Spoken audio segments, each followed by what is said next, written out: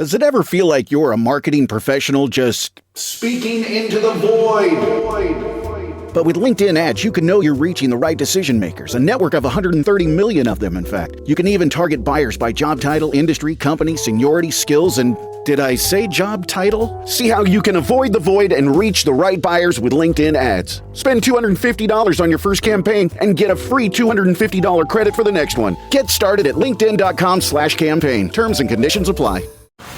Tonight on NBC, Jimmy Fallon and Bozoma St. John host the highly anticipated new competition show. I hired 10 creatives from all walks of life. They will be battling it out to see who can impress the world's biggest brands. This is a huge opportunity. This is the battle for the next big idea. This is not play. We're spending millions of dollars. I'm so excited to embark on this adventure with all of you. May the best idea win! On Brand with Jimmy Fallon, series premiere tonight on NBC.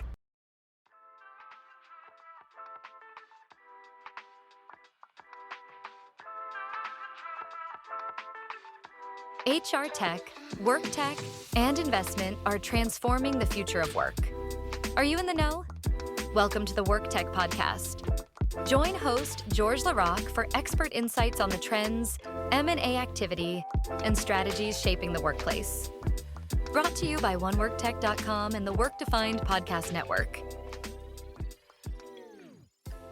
All right, welcome back to Work Tech, everyone. I'm George LaRocque, and it's an exciting time. We're rolling off of the big HR Tech show in Vegas, and I ran into Bill Mastin, the CEO of Topia, and it got me thinking about distributed work. Distributed work, in my opinion, has really been the reality of business for as long as I've been in the market. That's where we've been headed. And in fact, in 2019, well before the pandemic started getting us talking about remote, one of the big reveals in our global workplace report was we had a header in there: distributed work is the future. And so Topia is a global talent mobility platform that's had a really interesting journey of growth and innovation in this category.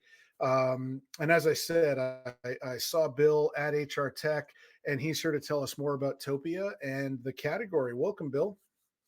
Thank you, George. Thanks for having me. And it was great seeing at HR Tech. It was great to see kind of the, that conference continue to grow and a lot of activity, a lot of thematic AI themes that were flowing across the floor at HR Tech this year. But yeah, super excited to be here today. Thank you for having me to talk a little bit about what Topia's journey has been and how we're helping our customers, navigate that world of distributed and remote work.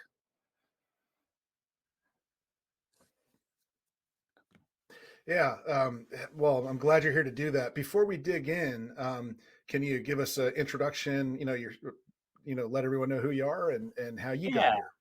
Absolutely. So my whole career has been in HR technology companies, from Saba Software, Learning Technologies Group, People Fluent, IBM Global Services. So I spent many years helping organizations kind of with talent systems and deployments and taking those companies to market. For the last really 5 years, I've been working at Topia with our mission. And really the journey of Topia is one of, the evolving market and landscape of how organizations are putting people on assignment, on global assignments, one way, short-term, long-term assignments. So helping organizations manage all that in kind of a compliant way, but really helping them manage all forms of employee movement, right? So we're helping organizations from, global assignments to remote work to really business travel compliance and work location compliance. So there's all kinds of complexities that have been in the world and continue to get more complex. And our customers are using our technology to help manage all of that process end to end. It's an exciting time. Yeah. So I think in a lot of the hype and conversation, around distributed work, remote work, we talk a lot about, where people are sitting, but the complexity, especially for a growing or a large enterprise, of managing that and the whole process around that is overlooked or taken for granted. So where does Topia fit? What is this? How does this category? It's not simply, mobility used to just be reload packages, right? There's so much more to it. Help everyone get a sense of what it really means. Yeah, so I mean, Topia is our Topia One platform really is end-to-end workflow engine, but it's built for purpose for this market, right? So that we've got a tax engine that helps with cost estimates and for pay for assignees to be able to do split payrolls, shadow payrolls. They also do compliance around people's travel and location. So the automation of state-to-state withholding tax for people that are traveling and doing work in multiple states, or also their location where they may have a headquarter office in, for instance, the state of New York, but What if I told you that your boss skydives, Tim in marketing is a magician, and Sam in accounting does sums in his head while standing on his hands? Seeing sides of the people you work with but never see, sides that inform and inspire their work and that can inspire yours, is what The Talent Show is all about. Email me, Tom Alexander, host of The Talent Show, at talentshow@backboneinc.com and show us what you got. I look forward to seeing you on The Talent Show. 90% of their workforce is remote. How do you track that in an auditable system of record that automates that whole process? So it really is, everything from a workflow engine that actually will integrate with a reload provider or immigration or tax provider to be able to automate all of that kind of one pane of glass that HR can use to manage their employee that's going on assignment or going on a trip in a way that mitigates risk for their business cost savings as well. So, Yeah, and there are compliance issues, riddled throughout everything you just said, but also I just think about the surprises from whether you're the CHRO or CFO, you're making, what are sound strategic business decisions with your team. And that can catch up to you really, really quickly at the end of the year when you start to roll that up.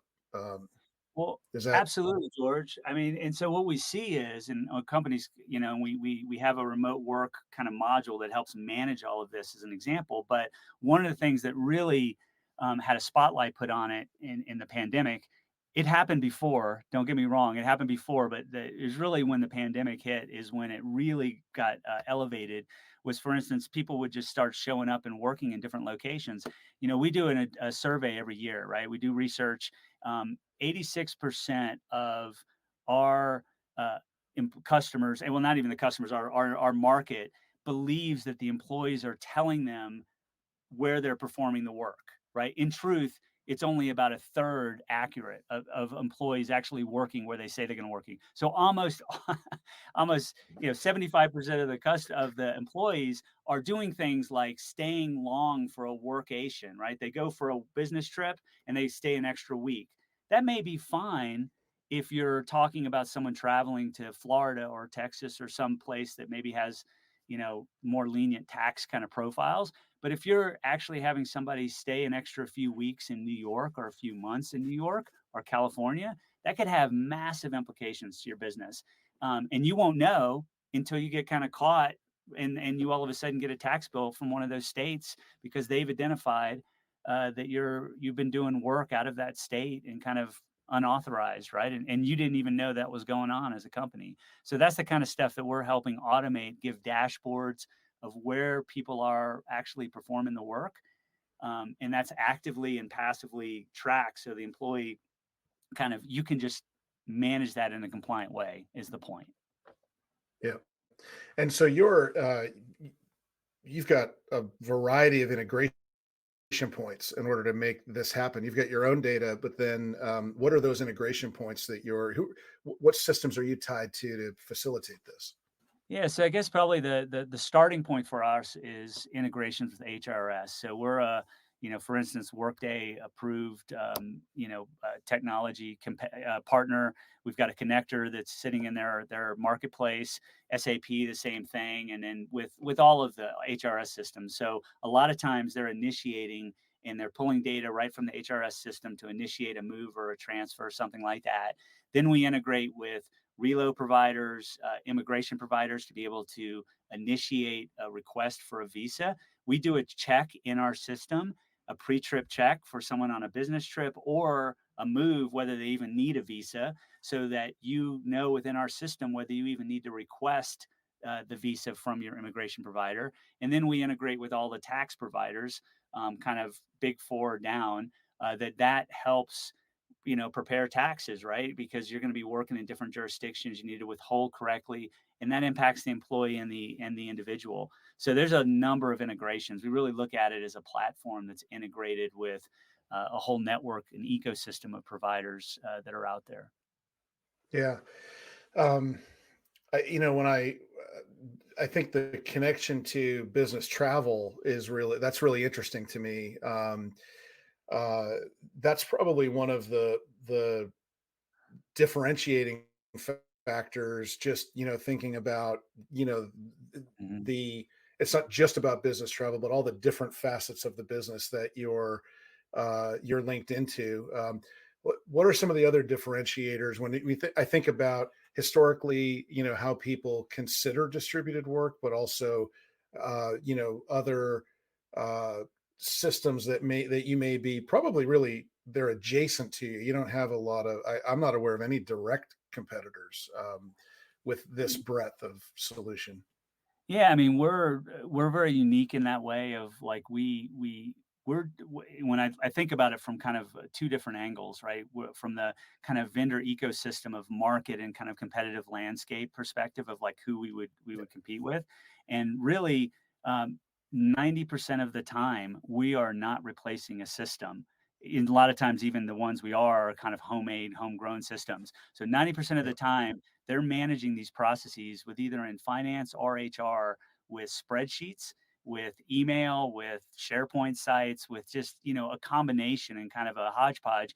And then they'll use external service providers. So in a lot of ways, what we're doing is trying to kind of disrupt a historical, like a service heavy market with really a pure technology solution. So they can do all these things like cost estimates in the product before they have to go out to high cost service providers.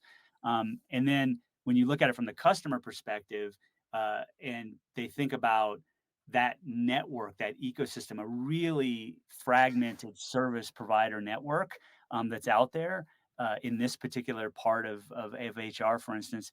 And we're able to kind of pull all that together and give them kind of one platform to be able to manage it. So they can still select different service providers that they want to be able to partner with, but they can kind of tie it all together in one place.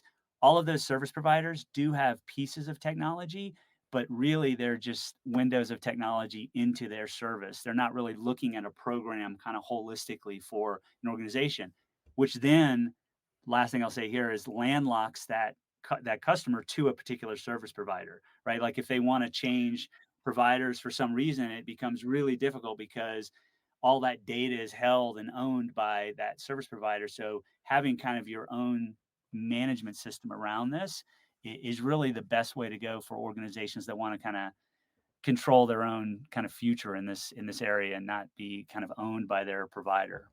So Yeah. So you're touching, departmentally within the organization. There's HR, there's finance, there's the leadership. Also, the employees are you've got all the constituencies on your platform. absolutely. That's And great. from the employee experience piece of it is important. So if you're being put on assignment, and we as one example, we came in and implemented a couple years ago a major entertainment company, California based, and they're putting production crews, or we work with energy companies that are putting teams of people working in the oil fields, and being able to kind of manage that process in a way that has duty of care for the individual, and so that the individual employees don't want to be like, hey, this is this was a terrible trip and a terrible, like, I got to get out of here, save my family. Mobility, business travel less so, but mobility, and the way we think about it, assignment management, it's really one of the few places in HR that touches the entire family. Like Mm, interns to senior executives, when you're helping them move and transfer to a location, short-term assignment, long-term one-way move, you're touching every part of their lives. Their children, mm, their animals, their entire life. So if a company kind of messes that up, there's retention issues. There's also some organizations were actually helping integrate with their ATS so that the hiring recruiters can do cost benefit analysis of hiring in different markets of whether we should hire somewhere and move someone. Or so there's a lot of scenario modeling that happens in our system for our customers too. yeah. I mean, I've been through a couple of moves, and it always feels like, more like a policy and like an expense policy and guidelines, and then you're sort of off on your own, Right. fending for yourself out there versus having a consolidated view. And When your investors, customers, and workers demand more from your business, make it happen with SAP. The AI-powered capabilities of SAP can help you streamline costs, connect with new suppliers, and manage payroll, even when your business is being pulled in different directions. To deliver a quality product at a fair price while paying your people what they're worth too, so your business can stay unfazed. Learn more at sap.com/uncertainty. For a limited time at McDonald's, get a Big Mac extra value meal for $8. That means 2 all-beef patties, special sauce, lettuce, cheese, pickles, onions on a sesame seed bun, and medium fries, and a drink. We may need to change that jingle. Prices and participation may vary. The ability to manage out of a platform. So that sounds. I would have loved to have had that once or twice before. Yeah, just being able to tell where your boxes are, right? And having an employee Yeah. experience of, like, we give, that experience actually gives them, office location, maps, tells them how far are they away from the office, and where they can. Anyway, there's just a lot of that employee experience that is advantageous to the employee, that makes that whole like a seamless trip versus feeling like you're isolated like that. Yeah. So the value, the return for the customer at the employer level, that could be efficiency. It could be, the benefit of automation, but you've got compliance. You've got, this really consolidates my view on costs, right? So, Completely. am I hitting?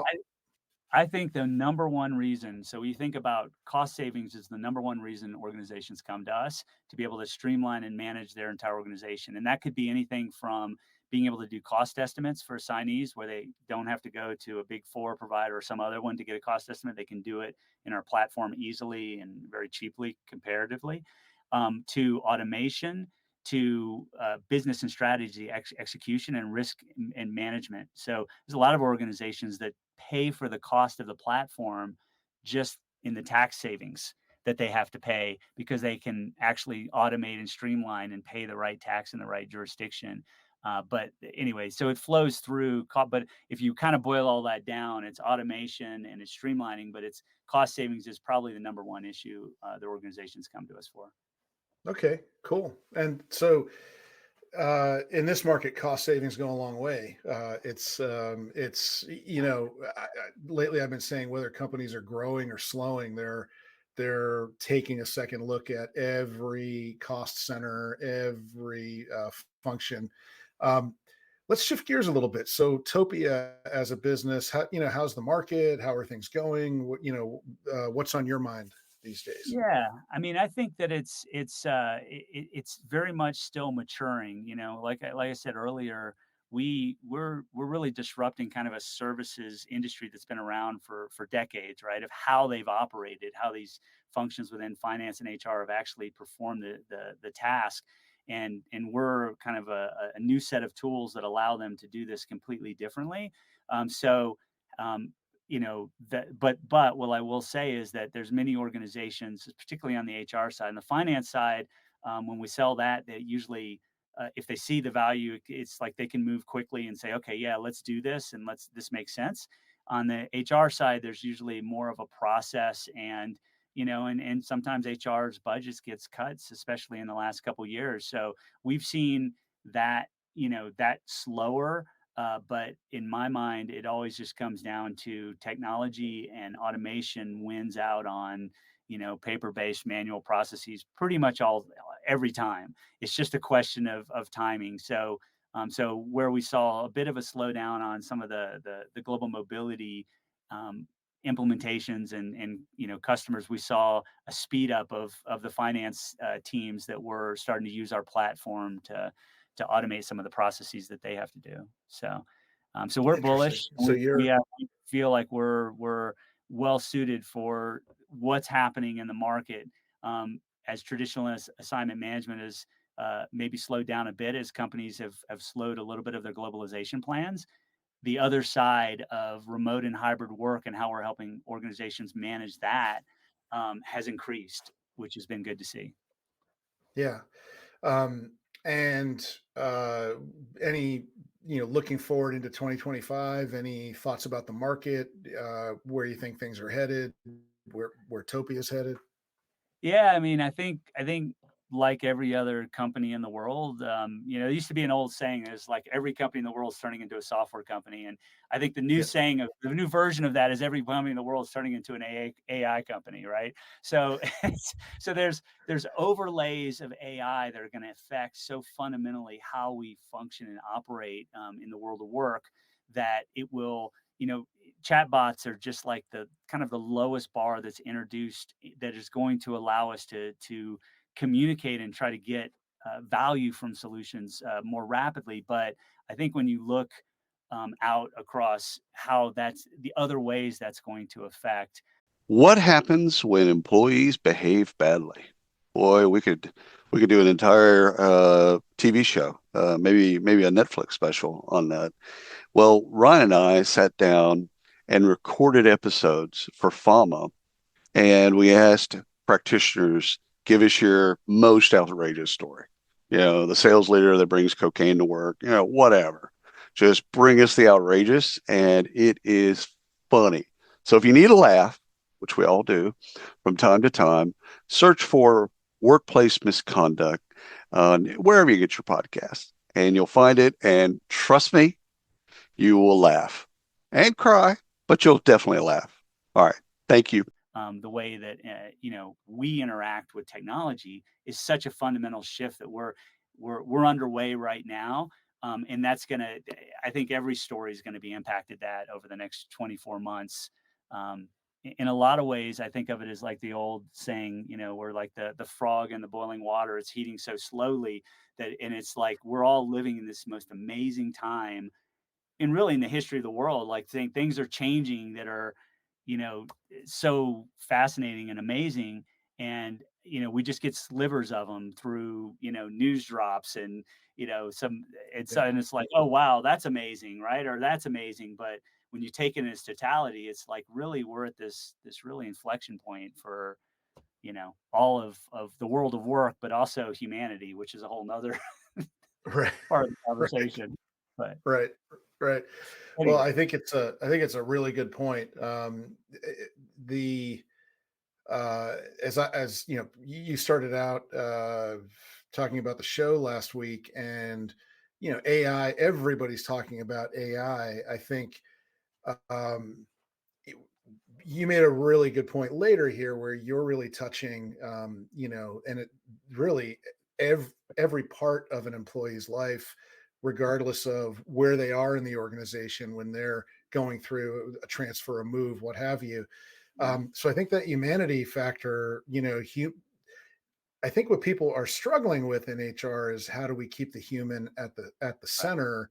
And this is one of those life decisions or transitions that somebody makes at work where HR can really lean in on that and provide a better experience. So it's not that it's you're right front and center on the humanity front with Topia for sure. So how can people learn more? Where should they go to find out more about Topia? Topia.com is the easy button. And we actually, if you're interested in seeing a demo or any of that stuff, we can definitely schedule and set and show you, depending on what you're looking for, and make sure that you get to see the right. But there's a lot of information on Topia.com you can take a look at. So that's probably the first bus stop on the journey, train stop, or whatever it is. Well, Bill, I could dig in here, but we're running out of time, and I really appreciate your time today. Thanks for coming and telling the Topia story here at WorkTech, and I hope you'll come back, give us an update at some point. Absolutely. Thanks, George, so much for having us. Thank you. All right. Thanks, Bill. Thanks, everyone, wherever you're listening or watching. Thanks for tuning in to the WorkTech podcast. Visit us at oneworktech.com and find out why WorkTech is considered the most trusted source of market intelligence and strategic advice for WorkTech. Subscribe to the WorkTech YouTube channel for video episodes and exclusive content.